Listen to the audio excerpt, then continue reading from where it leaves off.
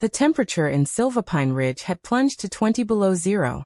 The search parties had been called off. There's a particular kind of silence that settles over a room the moment a father understands he may never see his children again.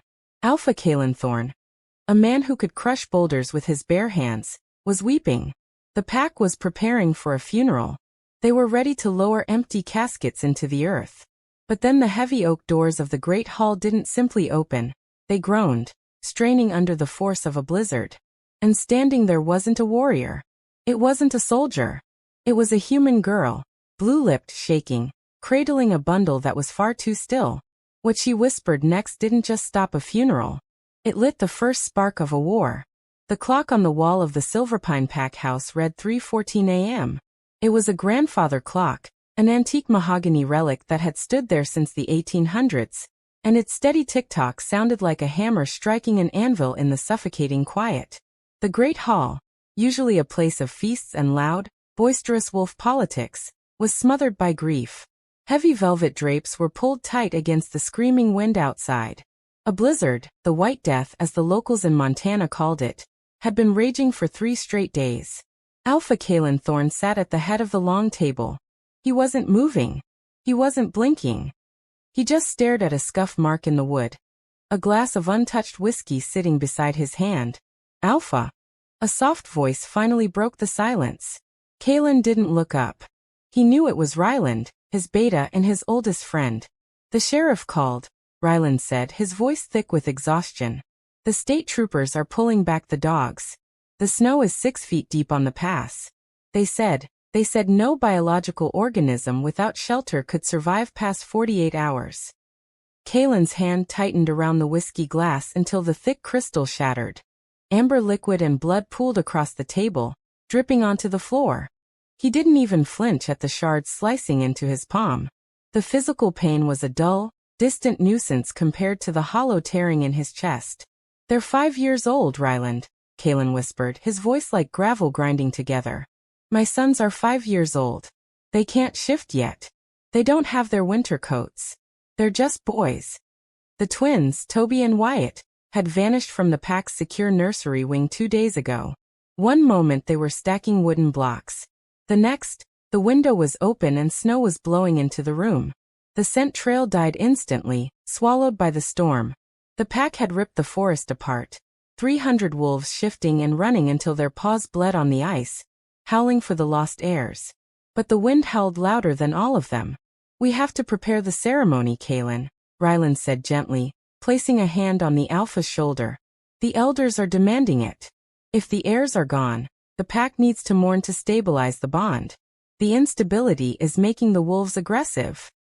Kalen shoved back from the table, his chair screeching across the floor. He stalked to the massive fireplace, where the logs had burned down to ash. "You want me to bury my sons before I've even held their bodies?" "I want you to lead your people," Ryland replied, his tone sharpening just enough to cut through the grief. "Lydia is already stirring the council. She's saying your grief has made you weak. She's suggesting maybe the bloodline wasn't meant to continue." Kalen's growl rolled low and violent, a rumbling vibration that made the stained glass windows tremble. Lydia, the daughter of the former Alpha of the Northern Territory. She had wanted to be his mate for years, and she'd never hidden her contempt for the fact that Kalen had fathered children with a mate who died in childbirth, a mate Lydia considered common. "Let her talk," Kalen spat. "If she speaks to me today, I'll rip her throat out." "That is exactly why we need the ceremony," Ryland insisted. "To show them you're still the Alpha. We assumed the worst. We mourn. Then we hunt whoever took them." Kalen closed his eyes. He saw Toby's crooked smile. He saw Wyatt's obsession with toy trucks. He felt the phantom weight of them climbing into his lap. "Fine," Kalen said, the word tasting like bile. "Set up the hall. We mourn at dawn." The hours dragged. The sun didn't rise. Only the sky lightened into a bruised, ugly gray. The pack began filing into the great hall. Hundreds of them, warriors, mothers, elders, dressed in the traditional charcoal colors of mourning. The scent in the room was overpowering. Wet wool, wood smoke, and the sharp metallic bite of shared sorrow. At the front, 2 small pedestals stood empty. Lydia stood near the front row in a black dress that fit a little too perfectly, her face set in practiced solemnity. But Kaylin could smell the ambition on her like cheap perfume. She didn't smell grief. She smelled ready. Kaylin stepped up to the podium. He looked out over a sea of faces, and opened his mouth to speak the traditional words of release, to tell his pack the Alpha's heirs were now running in the eternal hunting grounds. He drew a breath. Boom! The sound came from the back of the hall. It wasn't thunder. Boom! Someone was slamming into the main doors, the heavy oak doors barred from the inside against the storm. The room went dead silent. Every wolf turned. Ryland signaled the guards. 3 warriors moved toward the entrance, spears lowered. Boom! Open it, Kaylin commanded, his voice cutting through the tension like steel. The warriors lifted the iron bar and pulled. The wind didn't. The door burst open. It exploded into the room, sending snow spiraling across the polished floorboards, snuffing out the candles in the back row. And there, framed by the whiteout fury of the blizzard, stood a figure. It wasn't a warrior. It wasn't a threat. It was a girl. She looked like she'd been carved from ice, small, painfully thin, swallowed by a coat 3 sizes too big, held together with strips of duct tape. Her jeans were drenched, dark with freezing water. And her boots were cheap rubber, useless against a Montana winter. She was human. Kane knew it instantly. No scent of wolf on her, no hidden musk of a shifter. Only frost, pine needles, and the sharp sting of antiseptic. She took 1 step forward and her knees gave out. She caught herself on the doorframe, knuckles white, split open, bleeding slowly. Help! She croaked, barely a whisper, brittle as dead leaves. The pack murmured in disbelief. A human? In the middle of a private mourning ceremony? Get her out! Lydia snapped from the front row, voice shrill. This is sacred. How dare a human trespass? Silence! Kane roared. He stepped off the dais, eyes locked on the girl, and walked down the center aisle as the crowd parted for him like water. Up close, the details were worse. Her eyelashes were frozen together with tiny crystals. Her skin was a terrifying, translucent gray. But it was what she carried that stopped Kane's heart. A heavy wool blanket was bundled in her arms, wrapped tight, crusted with snow. And she clutched it so hard her fingers looked like claws. Kane stopped 5 feet from her. Cold rolled off her in waves. Who are you? He demanded, though his voice came out softer now. The girl lifted her head. Hazel eyes, wide with terror and exhaustion. She didn't answer. She only tightened her grip on the bundle. I found them, she whispered. Kane's breath hitched. What? I found them, she said again, louder this time, swaying on her feet. They were in the root cellar. Old Miller's cabin. Route 9. With shaking hands, she peeled back the top layer of the wet blanket. A collective gasp ripped the air from the room. Inside, huddled together for warmth, were 2 small boys. Toby and Wyatt. Their lips were blue, their skin ghost pale, both completely unconscious. But as the blanket shifted, Toby gave a tiny whimpering cough. They were alive. Kane dropped to his knees. The mighty Alpha King, the man who feared nothing, collapsed onto the floorboards in front of this shivering human girl. His hands trembled as he touched Wyatt's cheek. Cold.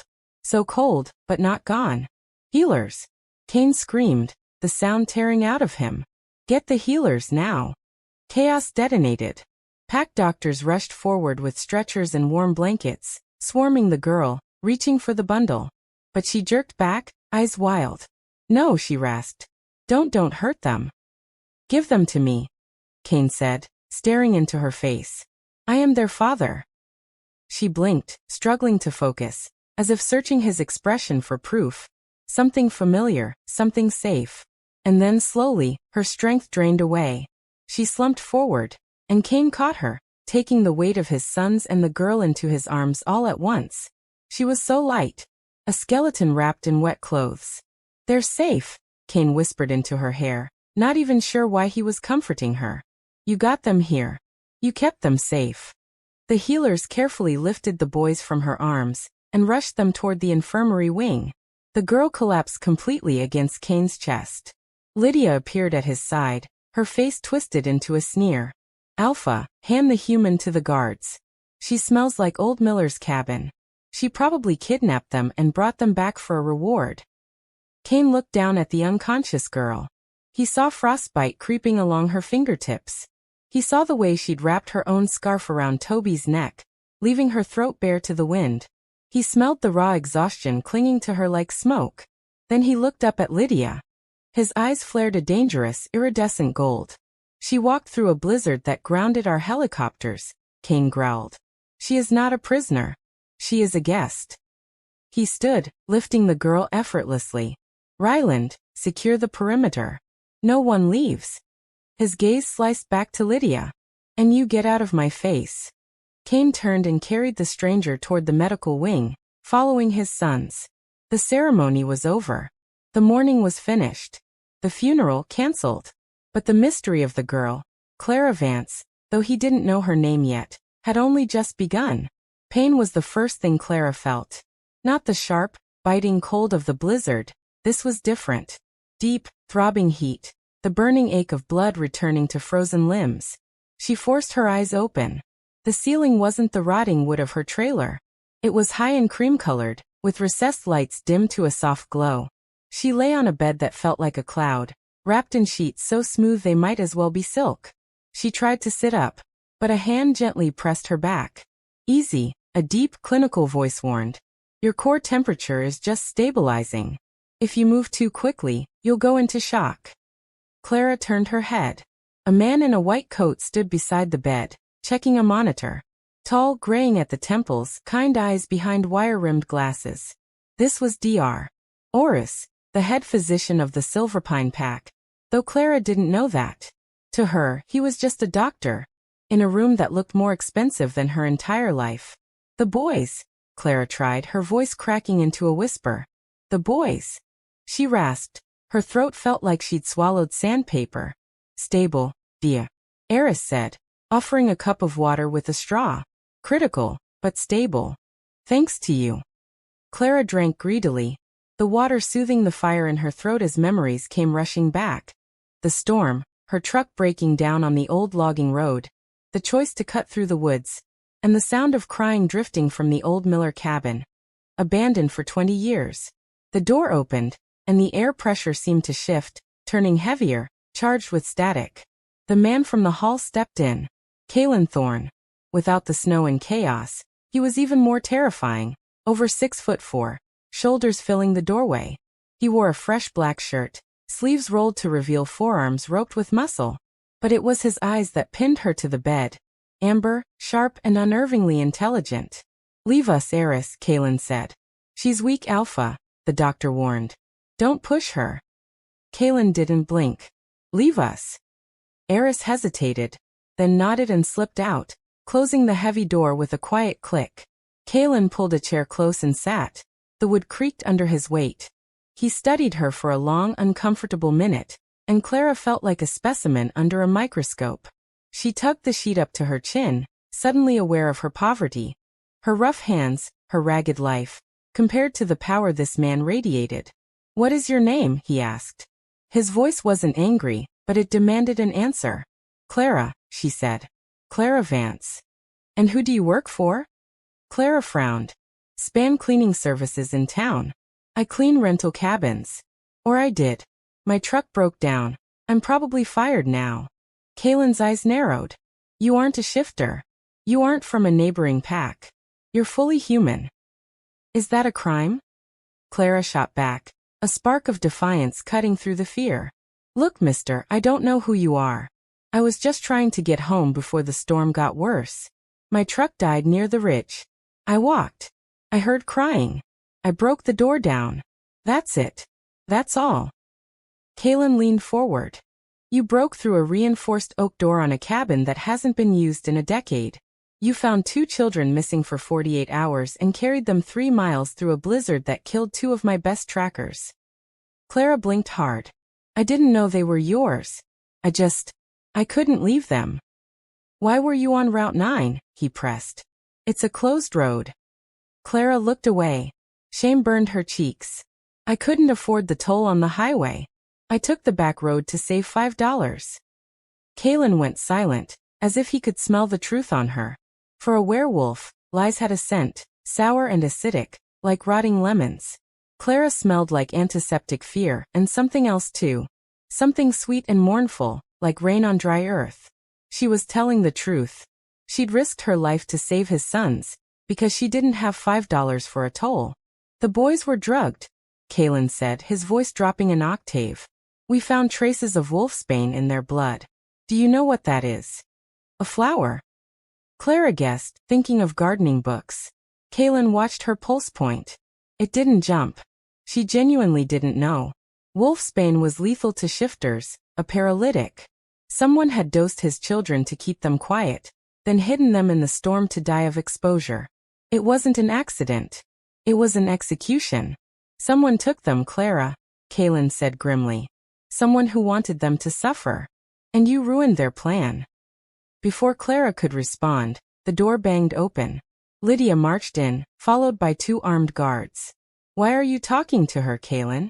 Lydia demanded, eyes flashing. She's clearly the accomplice. She waits until the storm is at its peak, then miraculously saves them to get a reward. It's a classic grift. Lydia stalked to the bedside and loomed over Clara. Who paid you? Was it the Northern Pack? How much did they give you to stage this little hero act? Clara shrank back, terrified. I don't know what you're talking about. I don't want a reward. Liar.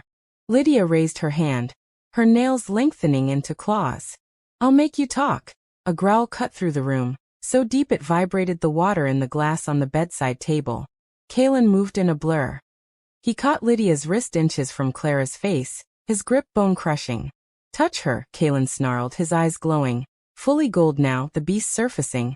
And you will lose that hand, Lydia. Lydia gasped, trying to wrench free. Kalen, she's a human. A nobody. You're choosing her over your own beta female. I'm choosing justice, Kalen said, shoving Lydia back toward the door. And I'm choosing the woman who did what you could not. She saved my sons. If she was the kidnapper, she would have let them die and vanished. Now get out. Lydia clutched her wrist, her face twisting into pure hatred as she glared at Clara. This isn't over, she hissed. You don't belong here, human. The pack will eat you alive. She stormed out. The guards hesitated, then followed. Silence settled again, thick and heavy. Clara was shaking violently. Kalen turned back to her, the gold fading from his eyes, replaced by weary exhaustion. He looked at the fragile woman in the bed and seemed to realize, for the first time, how small she really was. I apologize, he said stiffly. Lydia is protective. She's crazy, Clara whispered. Kalen let out a short, dry chuckle. That too. He reached into his pocket, pulled out a checkbook, wrote a number, tore the page free, and set it on the bedside table. For your truck, he said. And for your bravery. Clara glanced at the check, and her eyes widened. It was $4.50,000. I can't take this, she said, reaching for it so she could hand it back.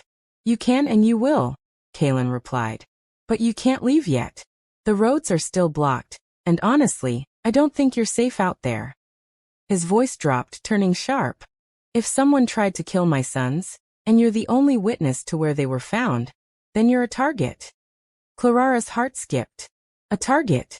Until I find out who put them in that cabin, Kalen said, his face hardening like stone. You are under the protection of the Silverpine Pack, whether you like it or not.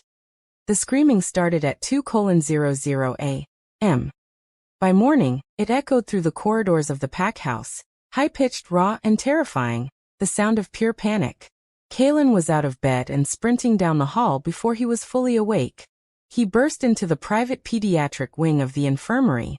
Nurses were scrambling. Machines beeped frantically. In the center of the room, on the large hospital bed, Toby and Wyatt were huddled in the corner, backs pressed against the wall. Their eyes were wide, pupils blown, and they were snarling tiny, sharp growls, more fear than aggression. Dr. Iris tried to approach with a sedative. Boys, please. It's just medicine. No. Toby screamed, swiping his small hand. His claws were out, tiny but sharp, and he slashed the doctor's arm, drawing blood. Get away. Wyatt shrieked. Smelly man, get away. It's Daddy. Kalen stepped into the light. Boys, it's me, he boomed. It's Dad. The twins looked at him, but there was no recognition in their eyes. Only blind trauma. The drugs were still in their system, twisting their senses, making them hallucinate threats where there were none. They didn't see their father. They saw another monster coming to hurt them. Daddy will hurt us too, Wyatt sobbed, covering his ears. Cold, it's too cold. Kalen froze, his heart breaking in half. They were terrified of him. The immense power he held, the alpha aura that forced grown men to their knees, was doing nothing but scaring his shattered children. Sedate them, Lydia said from the doorway. She'd arrived with a silk robe wrapped around herself. They're hysterical. Knock them out before they hurt themselves. No more drugs, Kalen growled. Their systems are already overloaded. Then restrain them, Lydia snapped. The chaos built. The boys screamed louder, feeding off the tension in the room. Kalen felt helpless. He was the strongest predator in North America, and he couldn't stop his sons from crying. Then the door opened quietly. Clara stood there. She wore a borrowed oversized t-shirt and sweatpants, and she held her four-pole with one hand. She looked pale and unsteady, but her eyes were locked on the boys. She didn't ask permission. She didn't bow to the alpha. She simply walked past Kalen, past the doctor, past Lydia. Hey, Clara said softly. Her voice wasn't a command. It was a melody. The boys stopped screaming instantly. Their heads snapped toward her. Clara sat on the edge of the bed, ignoring the nurses who gasped in protest. She didn't reach for them. She didn't try to grab them. She just sat there, slumped her shoulders, and let out a long, exaggerated sigh. I'm so cold, Clara whispered to the air. I wish I had someone to help me warm up. Toby blinked. The feral edge in his eyes dimmed, replaced by a flicker of curiosity. He remembered that voice. He remembered the smell, not antiseptic or wolf musk but rain, and cheap vanilla lotion. Snow Lady, Toby whispered. Hi, Toby, Clara smiled, even as tears filled her eyes. My hands are freezing. See. She held out her palms. Slowly, agonizingly slowly, Toby crawled out of the corner. He sniffed the air, then reached out and placed his small, warm hand in hers. I got you, Toby whispered, his voice trembling. Me too, Wyatt breathed, scrambling after his brother. Within seconds, the terrified wolf pups were clinging to the human woman. Wyatt buried his face in her neck, breathing her in. Toby curled into her lap, wrapping his arms around her waist. Clara began to hum, nameless and clumsy, something she probably made up on the spot. But to the wolves in the room, it sounded like a hymn. She rocked them gently, rubbing circles into their backs. Kalen watched stunned. Something shifted in his chest. It was his wolf, the beast inside him, usually restless and aggressive, suddenly calm, almost purring. She keeps the pack safe, the wolf voice whispered in his mind. She is the hearth. Lydia made a noise of disgust. This is ridiculous. She's human. She's confusing them. Get her away from the heirs. She stepped forward to grab Clara's arm.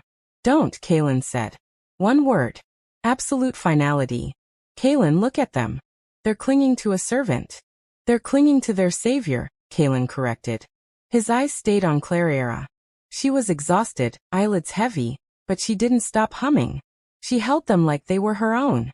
Wyatt, Kalen said softly, stepping closer. Careful not to break the spell. You said smelly man earlier. Who was the smelly man? Wyatt didn't lift his head from Clara's shoulder. The man who gave us candy in the garden. Kalen's voice gentled even more. What did he smell like? Like the basement, Wyatt mumbled. Like clean stuff and cigarettes. Kalen's gaze snapped to Ryland across the room. Bleach and tobacco. There was only one person on staff who smelled like that. Marcus, the groundskeeper. A man who'd been with the pack for 15 years. A man Lydia had personally recommended. Kalen's jaw tightened. Rewritten, same paragraph flow plus similar length, corrected for voiceover.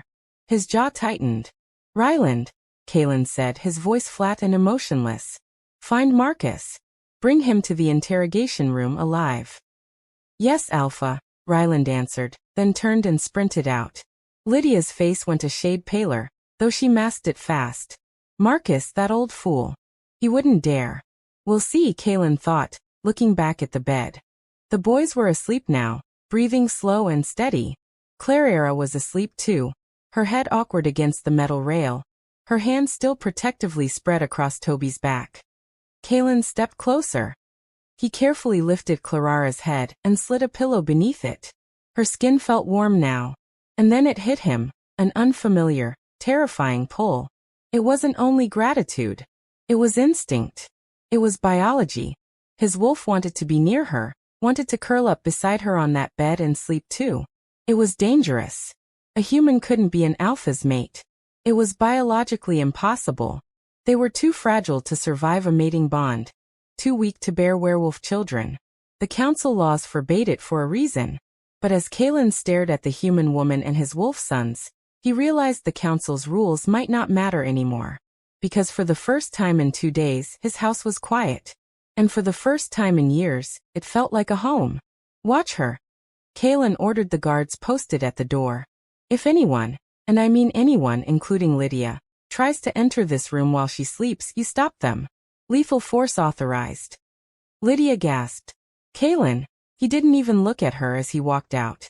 He had a traitor to hunt, and a mystery to solve. Why did a human woman calm his wolves better than their own kind? And why did he suddenly feel like he'd burn the world down if anyone touched a single hair on her head? The dungeon beneath the Silverpine pack house wasn't built for torture, but it was built to break minds. Soundproof lead and thick concrete lined the walls, cutting a prisoner off from the one thing a wolf needed most. The mental link to the pack. Down here, you were utterly alone in the universe. Marcus the groundskeeper sat on a cold metal stool. 60 years old. Thinning hair. Trembling hands. He reeked of bleach, tobacco, and the sour, rotting stench of guilt.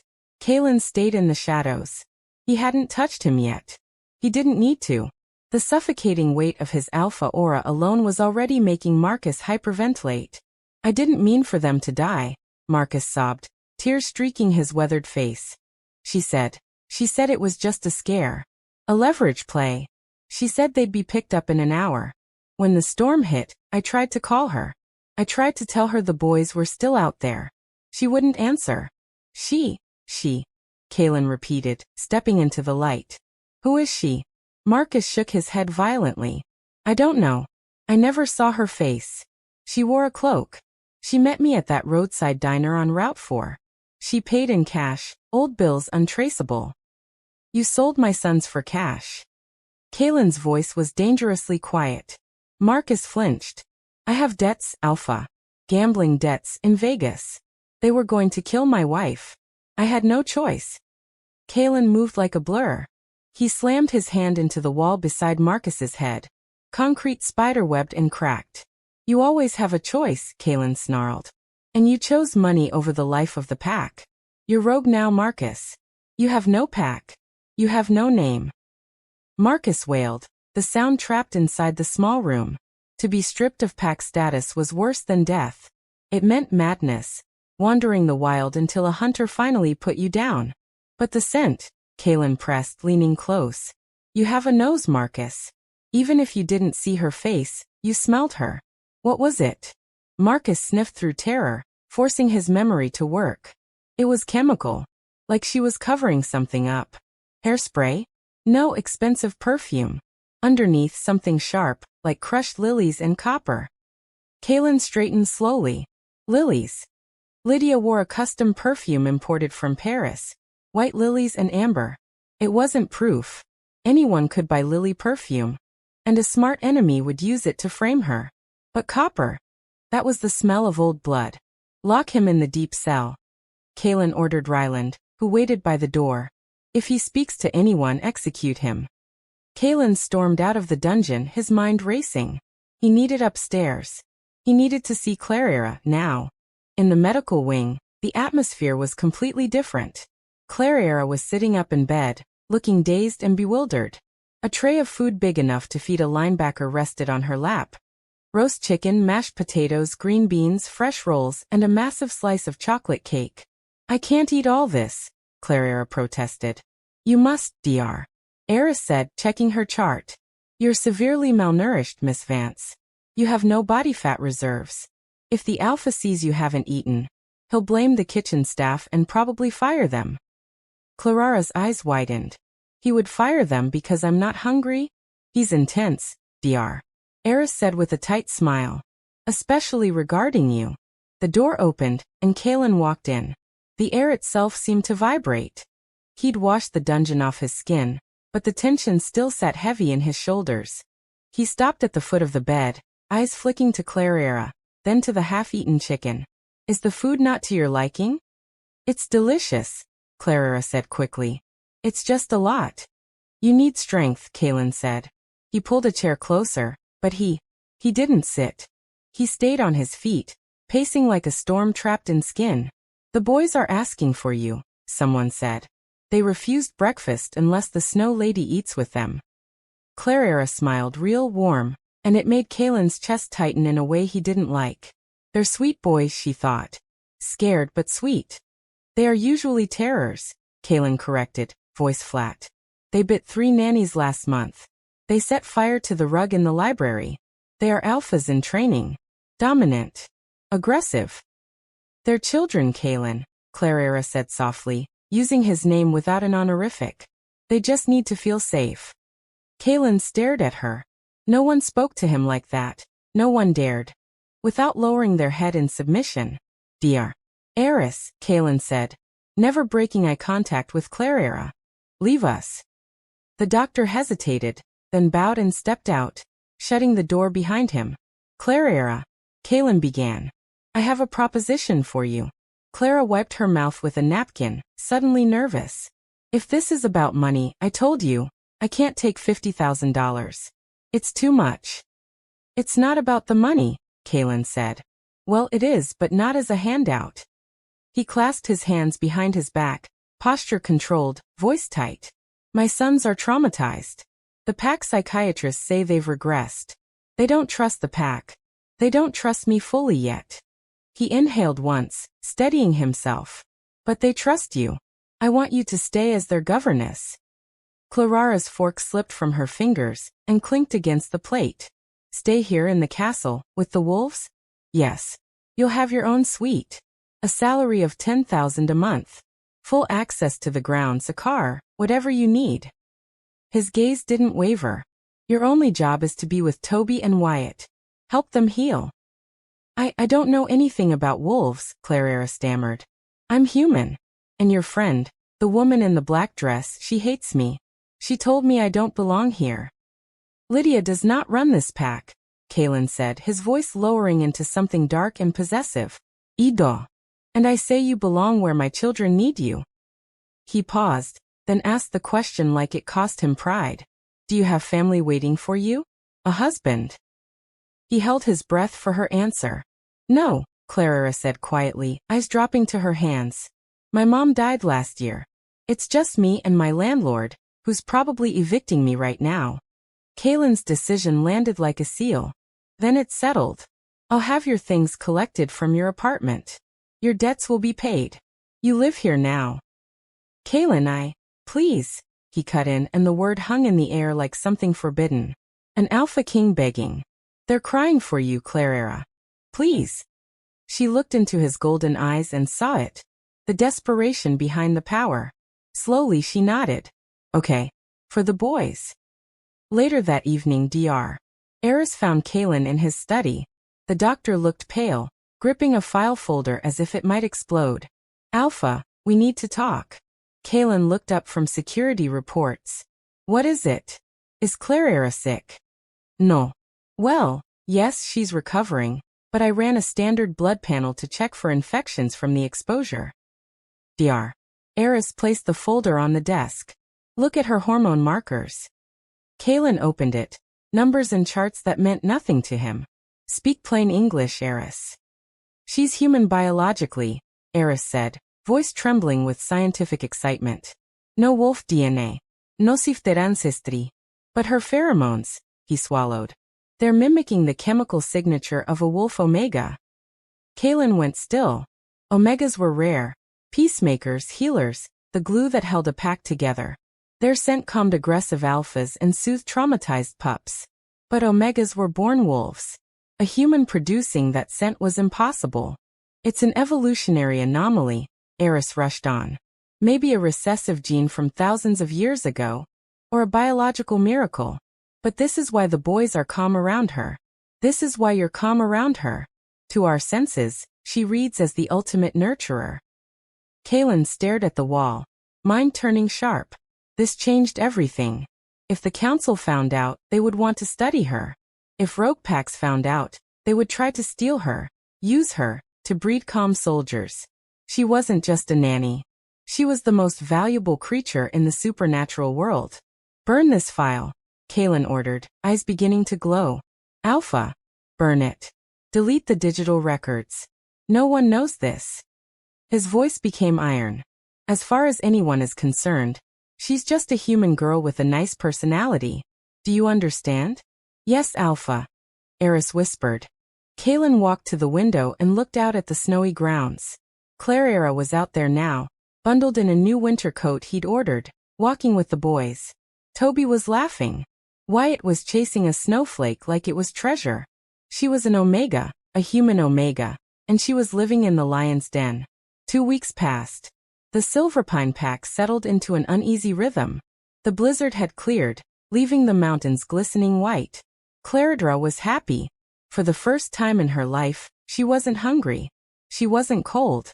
She spent her days building Lego castles with the twins, reading them stories, teaching them how to draw. The boys were thriving. The nightmares had stopped. But the tension in the main house was thickening.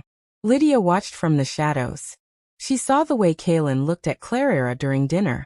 She saw the way warriors, hardened killers, softened when Clara walked by and smiled. The human was infiltrating the pack, not by force but by kindness. Lydia couldn't strike directly. Kaylin's protection was too absolute.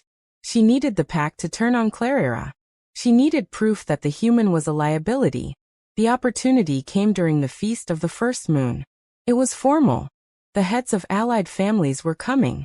A night of politics, alliances, and displays of strength. You must attend, Kaylin told Clara. Morning of the feast, Kaylin stood in the nursery, watching Clara braid Wyatt's hair with careful fingers. Me. Clara let out a nervous laugh. I'm just the help, Kaylin. I should eat in the kitchen. Kaylin's voice didn't soften. You are the savior of the heirs. You will sit at the high table. He gestured to a box. I had a dress made for you. Inside was emerald green velvet, modest, fitted, and stunning. That night, when Clara stepped into the great hall, conversation died mid-breath. Silence swept the room. She didn't look like a maid. She looked regal, like a lady born to that hall. Kaylin stood at the head of the table, and the moment he saw her, his breath caught hard in his chest. Inside him his wolf slammed against his ribs, howling, mine. Mate. Mine. He forced it down. He couldn't claim her. One wrong move and the pack would tear itself into civil war. Dinner held steady until the third course. Lydia rose, tapping her glass with a silver spoon. A toast, she announced, her smile sharp as a blade. To our Alpha and to his interesting new guest. The room tightened into a hush. Lydia began to circle the table slowly. It's fascinating, she purred. How quickly we welcomed a stranger into our heart. A stranger who, I might add, has no background, no history. She stopped behind Clara's chair. Clara went rigid, gripping her silver fork until her knuckles whitened. I did some digging, Lydia said, loud enough for everyone to hear. Did you know, Pack, that Miss Vance's father was a hunter? Gasps rippled like a shockwave. Hunters were sworn enemies. Men who killed wolves for sport, for pelts, for pride. Clara's face drained of color. He hunted deer for food, she stammered. We were poor. Lydia laughed cruelly. Or did he hunt something else? Did he teach you how to track? How to bait a trap? Is that how you found the boys, Clara? Because you knew exactly where to look. That's not true. Clara shot to her feet, hands trembling. I've never hurt anyone. Kaylin's warning rolled out like thunder. Sit down, Lydia. But Lydia only thrust a finger at Clara. Ask her, she shouted. Ask her why she was found with a map of our territory in her pocket. I found it in her room today. Lydia flung a crumpled paper onto the table.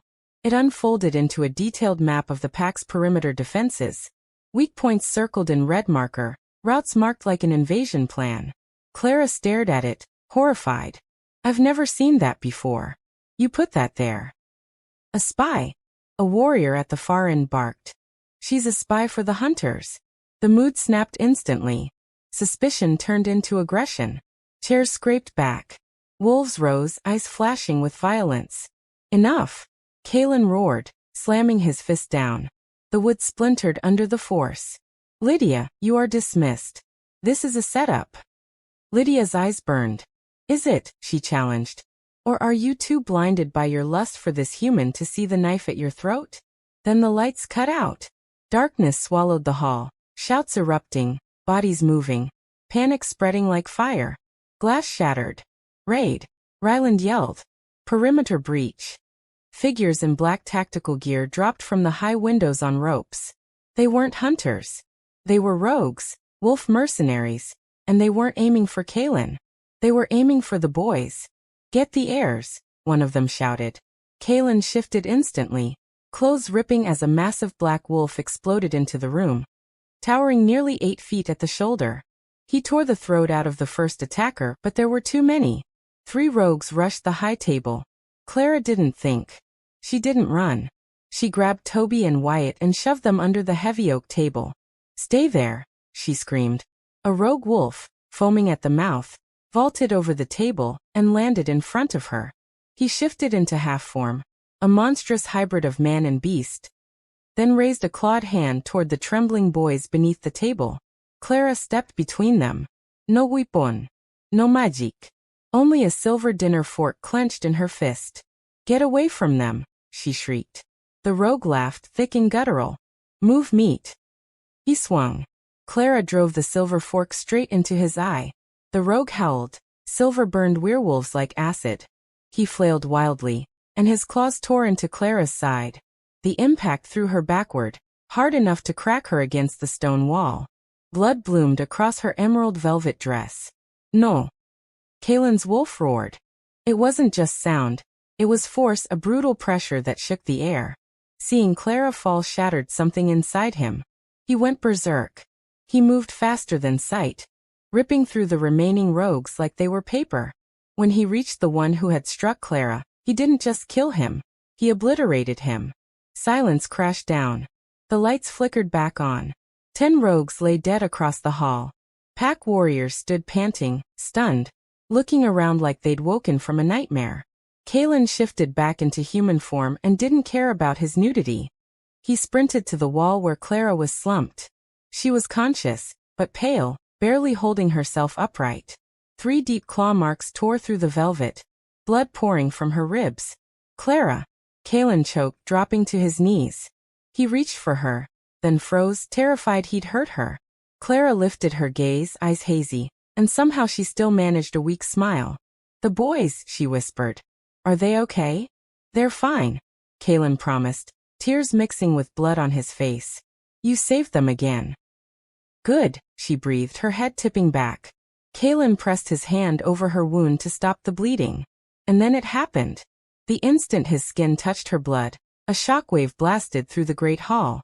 Golden light, visible to everyone, erupted from where their hands met.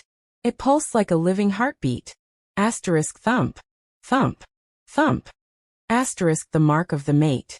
Lydia, hiding behind a pillar, gasped in horror. Ryland's sword slipped from his fingers and clanged to the floor. The entire pack froze, because this wasn't just a bond. It was a soul bond. The rarest kind of bond in all wolf history had just formed, linking the Alpha King to a human woman. Kalen felt her pain like it was his own. He felt her life force flicker and fade. Healers! Kalen roared, his scream shaking the great hall so hard the windows rattled. Save her. If she dies, I'll kill you all. I'll burn this world to ash. He scooped her up, the golden light still pulsing around them, and sprinted for the doors. The pack watched in stunned silence. They weren't staring at a human servant anymore. They were staring at their queen. And Lydia knew, when the guards finally turned their eyes toward her, that her time was over. The operating theater blazed with harsh white light. Dr. Eris and his team moved with a speed that didn't seem human, hands flashing in precise, practiced blurs. But the monitors were screaming. Clarara's heart rate was falling fast. The rogue wolf's claws had been coated in a mild neurotoxin, dirty, effective, and deadly for a human with no natural immunity. Kalen stood at the doorway, held back by two beta warriors who looked terrified to even touch him. The golden glow of the soul bond still pulsed faintly around his hands, a physical tether tying his life force to hers. Every time her heart stuttered, pain knifed through his own chest. Her blood pressure is bottoming out. Dr. Eris shouted. She's losing too much. We don't have enough O-negative on hand. Take mine, Kalen ordered, yanking free of the guards as he stepped to the table and rolled up his sleeve. Alpha, you can't, Eris said, horrified. Alpha blood is too potent. It could burn out her veins. It's never been done on a human. Kalen's eyes ignited with a ferocity that made the entire room feel smaller. She isn't just a human anymore. Eris tried again, voice shaking. Kalen bared his teeth. She is my mate. The bond is already there. My blood won't kill her, it will anchor her. He snatched the transfusion line, shoved the needle into his own arm, and growled. Do it, or I'll tear this hospital apart. Dr. Eris didn't argue. He connected the line, and the dark, rich crimson of the Alpha's blood flooded the clear tubing and poured into Clarara's system. The room went dead silent, every breath held. For a heartbeat, nothing happened. Then Clarara's body arched off the table. Gold light surged beneath her pale skin, her veins glowing like molten moonfire. The monitors stopped their frantic beeping and settled into a steady, powerful rhythm. Thump, thump, thump. The wound at her side began to knit closed, steam rising as the alpha regeneration factor snapped into place like a law of nature. It was impossible. It was a miracle. Outside in the hallway, the pack had gathered, hundreds of them. But there was no riot, no rage. They were kneeling. They had watched the human woman throw herself in front of a monster to save their future alpha kings. They had seen the soul bond with their own eyes. Whatever prejudice they clung to shattered in the face of her sacrifice. Rylan slipped into the operating room as Kalen disconnected the line, pale but standing tall like he'd just dragged life back from death with his bare hands. Lydia? Kalen asked, voice low and dangerous. In the iron cells, Ryland confirmed grimly. We found the transfer records. She paid the rogues. She gave them the security codes. She admitted it, Kalen. Said she did it to protect the purity of the pack. Kalen didn't raise his voice. He didn't need to. She will never see the sun again, he whispered, brushing a damp lock of hair from Clarara's forehead. Then his gaze softened, just slightly. But not today. Today is for life. Hours later, Clarara's eyes fluttered open. The pain was gone. More than that. She felt stronger than she ever had in her entire life. Her senses were sharper, wider, almost unreal. She could hear snow falling outside. She could smell pine trees miles away. As if the world had turned up the volume. Kalen, she whispered. He was there instantly, gripping her hand like letting go might break the universe. I'm here, he said quietly. The boys are sleeping at the foot of your bed. He smiled and nodded toward two small lumps under a blanket near her feet. They wouldn't leave. Clarara stared at him, confusion drifting over her face. I feel different. I feel you in my head. Kalen lifted her knuckles to his lips. You have my blood in your veins, Clarara. And the moon goddess has tied our souls. His voice lowered, reverent. You are the Luna of the Silverpine Pack. You are the first human Luna in history. Clarara let out a soft laugh, a tear sliding down her cheek. Does that mean I get a raise? Kalen chuckled. Pure relief, like a man finally allowed to breathe again. You get everything, he said. You get the world. The pack house was no longer a place of mourning. It was a home. Clara Vance, the girl who had walked out of the snow with nothing, now stood on the balcony of the great hall. The winter sun shone down on her like it had been waiting. The pack answered with a roar so loud it echoed off the mountains. Kalen stood beside her, his hand firm on the small of her back, protective and proud. Below, Toby and Wyatt raced through the snow, safe and laughing. She hadn't just saved two little boys that night in the blizzard. She had saved a king from his own darkness, and saved a pack from its own prejudice.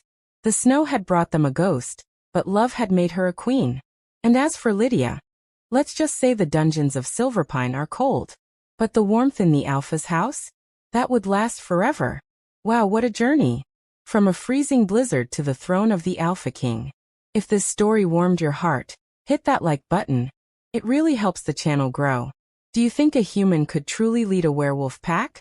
Drop your thoughts in the comments. And don't forget to subscribe and ring the bell, so you never miss a romance that bites back. Thanks for watching.